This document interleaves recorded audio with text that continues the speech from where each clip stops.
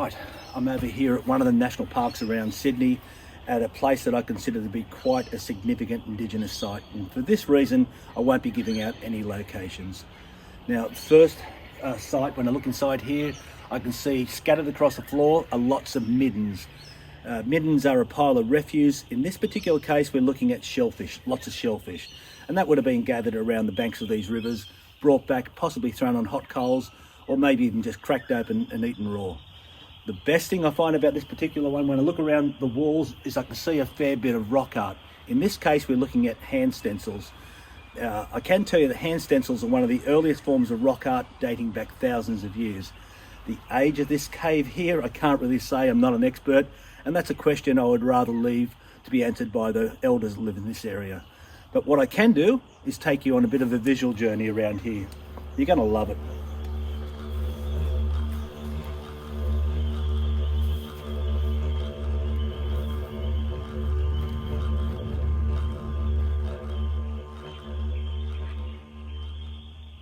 So we've got some perfect examples of hand stencils just over here.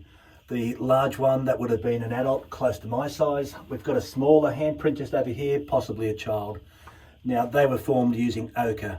Ochre is a natural mineral found in the grounds, and it's generally a hydrated oxidized iron. That would have given you your reds, your yellows, maybe even your purple colors, and your charcoals, that would have given you the blacks.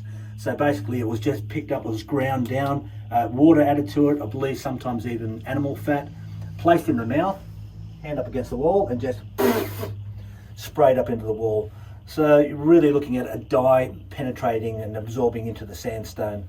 The reason it's lasting the time, the distance, is because it's in a place of shelter, protected against the weather. And there are quite a number of them scattered across here as well. Some have faded a little bit, but it is all through this cave.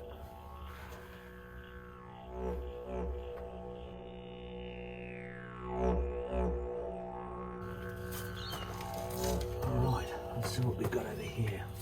Okay. First thing I see here are rock oysters, lots of rock oysters, and it's something you still do find anywhere along the banks over here. I can also see cockle shells, literally hundreds and hundreds of cockle shells, and again you can still find them anywhere along the riverbanks, generally buried in sand. Now, they would have been gathered, brought back here, and probably just crushed open and eaten raw. I do ask, if you come across any location like this at all, first of all, no souvenirs, place them all back, a bit of respect, and most importantly, not to put any locations on social media, because there have been places like this before that have been damaged with graffiti. Yeah. Yeah.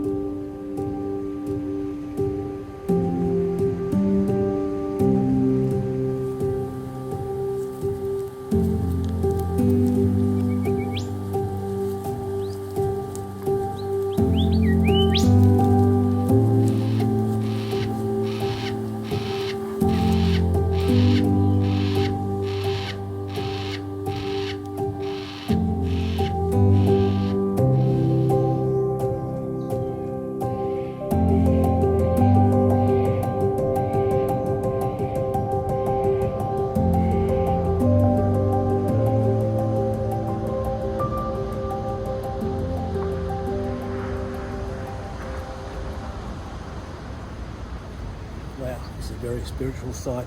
I'm over here at Gibbon Headland in the Royal National Park at what I would consider to be one of the finest examples of rock engravings that I've come across.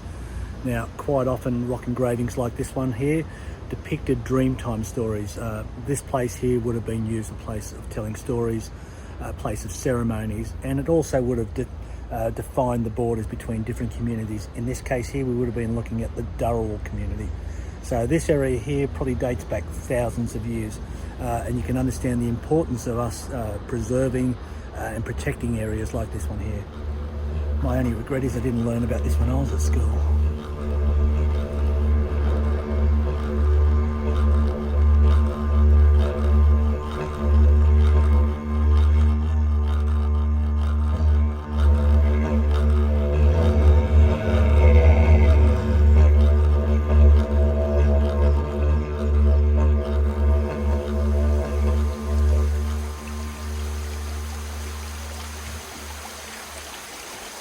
How beautiful is this? I mean, this is nature's art just behind me over here, so I will be taking the camera around a little bit later on to show you where we're at. Now, as you can see just in front of me over here are lots of little grooves. Now, these are actually scattered all across the rock shelf over here, so this would have been quite a significant place for the indigenous people of this area. Now, rock grooves, I call them carvings, some people call them grinding grooves. They would have been created for, say, the preparation and making of cutting tools, axe heads, possibly even for the sharpening of spears. And I can only imagine that this area here would have been a significant place of importance, a meeting place, probably even for the preparation of food, because as you can see around us here, there's also an endless supply of fresh drinking water. Wow, what a beautiful place.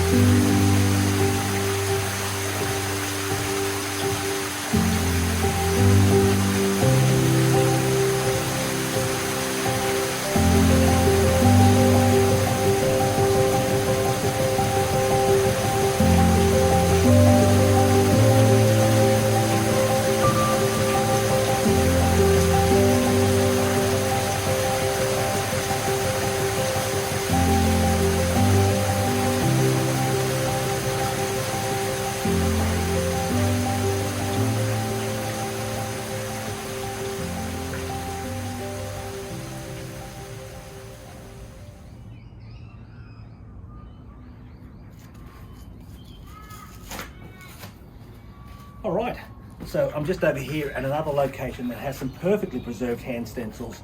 Now, what's so special about these stencils is just how high up they're located. I can only imagine a long time ago this was a shallow cave or a shelter, and possibly over hundreds of years with weathering and erosion, the floor has actually come away, making me feel that these hand stencils up here date back a long, long time ago.